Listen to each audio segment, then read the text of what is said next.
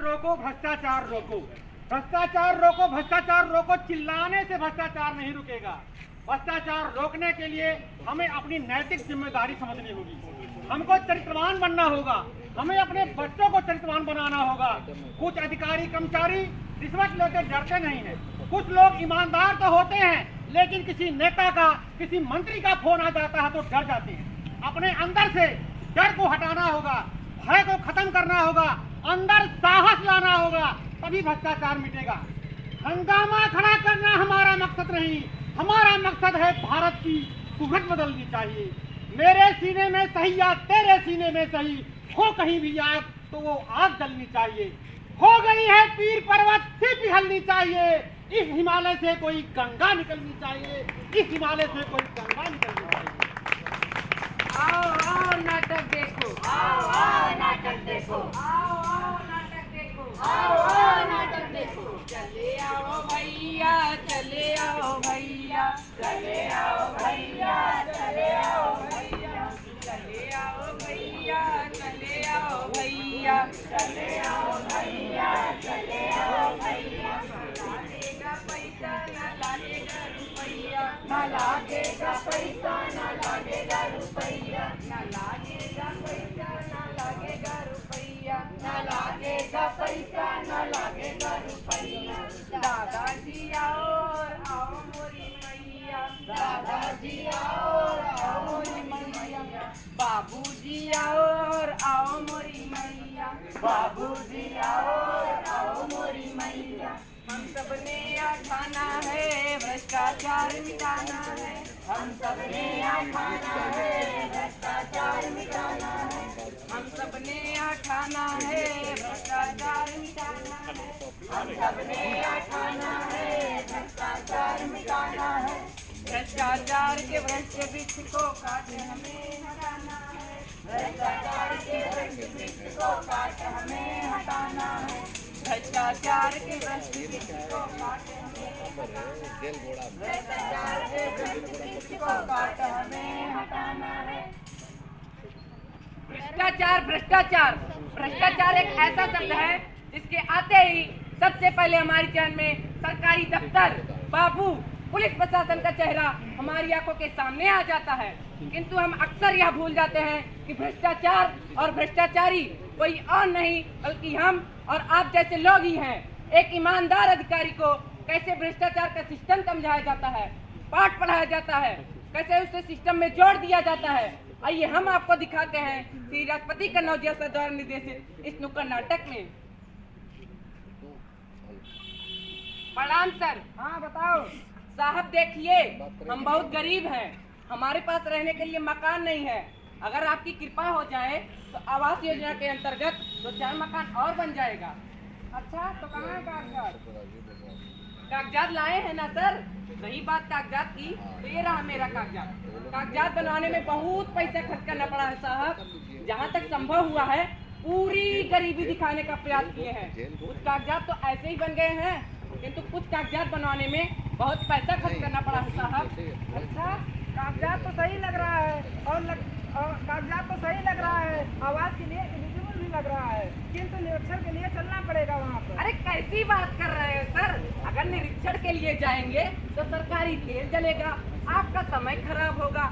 जो समय आपको गरीबों को देना चाहिए वो समय आप मेरे ऊपर क्या खर्च करेंगे? और रही बात निरीक्षण की, तो थोड़ा बहुत निरीक्षण हम यही करा देता हूँ आपको। देखने में तो जरूरतमंद नहीं लग रहे हो और लगता है ये कागजात भी फर्जी बनाया है। तुम्हें लगता है तुम्हें गरीबों का हक मारने देंगे, ऐसा लगता है तुमको? अरे कैसी बात कर रहे हैं सर?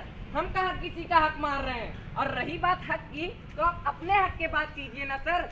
आप अपने बारे में सोचिए ना सर। जो कुछ हो यही ले दे के मामला रफा दफा कर लेते हैं।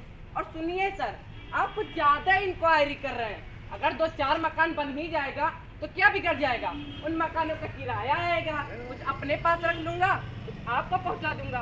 खैर बात छोड़िए सर, ये लीजिए सर, कुछ एडवांस रख लीजिए। एडवांस? तुम कहना क्या चाहते हो? हमें खरीदने आए हो?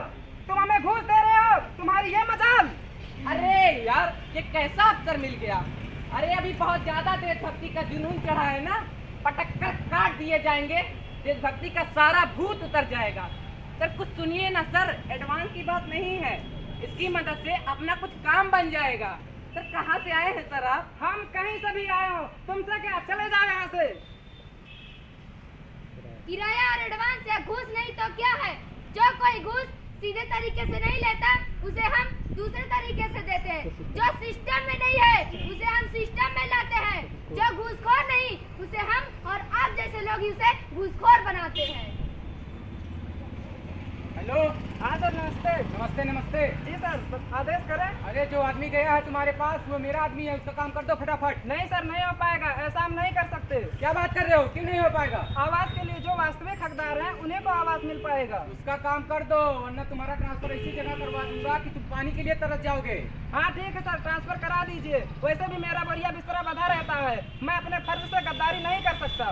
देखता हूँ कैसे नहीं करते हो, तुम्हारे जैसा सरकारी अधिकारी बहुत देखा हूँ, इसका कुछ करना पड़ेगा। नेताजी कहिए तो उड़वा दे। उड़वा दो, बहुत कांटा बन रहा रास्ते में।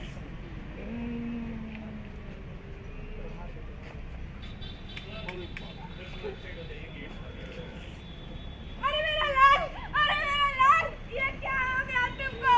कितना ईमानदार था मेरा लाल। रोज इसे जान से मारने की धमकी आ रही थी, जिस चीज का डर था आज वही हुआ है मेरा लाल। इस पूरी शरीर को लेके मैं कहाँ जाऊंगी? अरे मेरा लाल, इसकी ईमानदारी का यही तमगा मिला इसे। अरे मेरा लाल, अरे चुप रहो बहन, होली को कौन टाल सकता है? अगर समाज में कहीं चर्चा होगी तो कोई ये तो नहीं कहेगा कि आपको एक वृद्ध बेटे की माँ है। हमें कर रहे हैं ऐसे नौजवान पर। अरे जो भरा नहीं है भाव से, इसमें बहती रफ्तार नहीं, वह हृदय नहीं वह पत्थर है। इसमें स्वदेश का प्यार नहीं, इसमें स्वदेश का प्यार नहीं। अरे इतना ही नहीं, हमारे बीच कुछ ऐसे सफेद पोश लोग बैठे हैं जो बड़ी बड़ी योजनाएं बनाते हैं और इन योजनाओं से बड़े बड़े कमीशन खाते हैं। नेताजी जिंदाबाद, नेताजी जिंदाबाद। सर क्या मचा रहा है? जनता है, जनता है, जनता। अरे हम आपके सेवक हैं, आप ही लोग ने तो हमें चुना है, इसलिए हम आपकी सेवा करने आए हैं। उस सेवा में थोड़ा में इनको भी मिल जाता है। अच्छा आप लोग अपनी समस्या बताएं।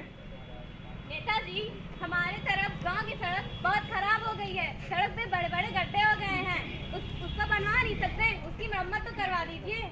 सड़क खराब है, ठीक है ही तो है। अगर हम सड़क बनवा दूंगा तो उसमें गाड़ियाँ तेज चलेंगी, एक्सीडेंट भी ज्यादा होंगे। सड़क की मरम्मत करवाने में आपको क्या मिलेगा नेताजी? ठीक बोल रहे हो, हम सड़क तुड़वा देता हूँ, इसके बाद नया सड़क बनवाऊंगा और उसका कॉन्टेक्ट अपने भांजे को दे देता हूँ। हाँ, इसमें आपको बढ़िया कमीशन। जब सर क्या मचा रहा है? नेताजी, आप चुनाव में बोले थे जो हमारे एरिया में पुल बना था वो 2 ही साल में जर्जर हो गया है, जो कभी भी गिर सकता है, उसका क्या होगा? क्या होगा, पुल ही तो है। अगर टूट गया 2-4 लोग दब के मर जाएंगे, फिर हम उनके घर जाएंगे, उनको मुआवजा देंगे, उनके घर वालों को नौकरियां देंगे।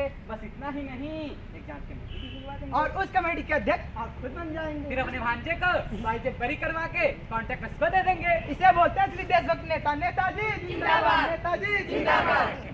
क्या आप सभी को भी ऐसा भ्रष्टाचारी नेता चाहिए? नहीं चाहिए, नहीं चाहिए, ऐसा नेता नहीं चाहिए।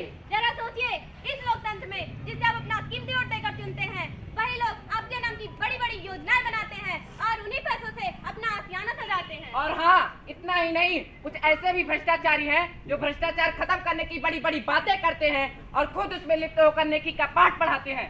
इस भ्रष्टाचार की नींव कहाँ से शुरू होती है, भ्रष्टाचार का बीज कहाँ से अंकुरित होता है, आइए हम बताते हैं आपको। देशवा हमार भैया, देशवा हमार भैया, फूलवा के कोना, रतिया में चांदी लागे, दीनवा में सोना, रतिया में चांदी लागे, दीनवा में सोना।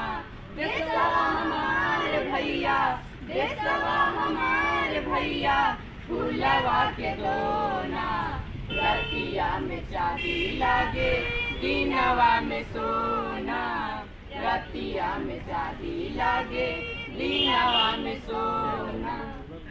यार इस बार ग्रेजुएशन कंप्लीट कर लिया हूँ, सोच रहा हूँ कोई गवर्नमेंट जॉब मिल जाए तो मजा ही आ जाएगा। अरे सही कह रहे हो, अगर सरकारी नौकरी मिल जाएगी जिंदगी आराम से कटेगी। मैं भी यही सोच रखी हूँ, करूँगी तो नौकरी सरकारी, नहीं तो बेचूंगी तरकारी। मैं तो सोचता हूँ IAS या PCS बनूंगा, नहीं तो किसी सरकारी दफ्तर में बाबू बनकर खूब पैसा छापूंगा। हाँ यार, मेरे भी घर वाले कहते हैं 10-20 लाख लगे तो लगा कर नौकरी हासिल कर लो, 2-4 साल में तो निकल ही जाएगा। जरा सोचिए, 10-20 लाख लगे तो घर वाले दे देंगे, 2-4 साल में तो निकल ही जाएगा। कहाँ से निकालेंगे? अरे मैं पूछता हूँ, कहाँ से निकालेंगे? जनता से, भ्रष्टाचार से, करप्शन से, और हमारे ही पैसे से अपना पैसा निकालेंगे। और आज हमारे आपके बीच में ऐसे ही कुछ नवयुवक हैं जो सरकारी नौकरी की बात करते हैं, रेलवे में भर्ती की बात करते हैं। जरा सोचिए, जो नवयुवक 10-20 लाख रुपए देकर नौकरी हासिल करेगा, वह कल हमारे भारत की कैसी नींव रखेगा? अरे वह भ्रष्ट नींव ही रखेगा हमारे भारत की। हमें सोचना है, इस बात को हमें बदलना है अपनी सोच। भ्रष्टाचार रोकने की जिम्मेदारी हमारी है। इस जिम्मेदारी को हमको और आपको अपने कंधों पर उठानी है। आइए अपनी सोच को बदलते हैं और एक नए भ्रष्टाचार मुक्त भारत की नींव रखते हैं। एक नए भारत का निर्माण करते हैं जो भ्रष्टाचार मुक्त हो। आइए ठान लेते हैं कि हम भ्रष्टाचार रोकेंगे और देश के प्रति समर्पित रहेंगे। इसके लिए हमें चाहे जो कुर्बानी देनी पड़े, हम तैयार हैं। हम सबने ठाना है भ्रष्टाचार मिटाना है, हम सबने ठाना है भ्रष्टाचार मिटाना है।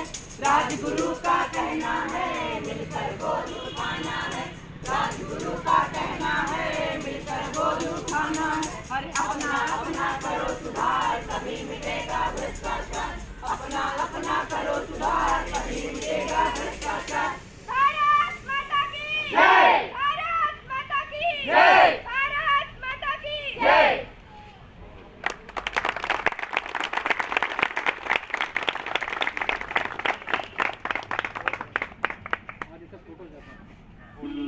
आइए सर। अरे सर प्लीज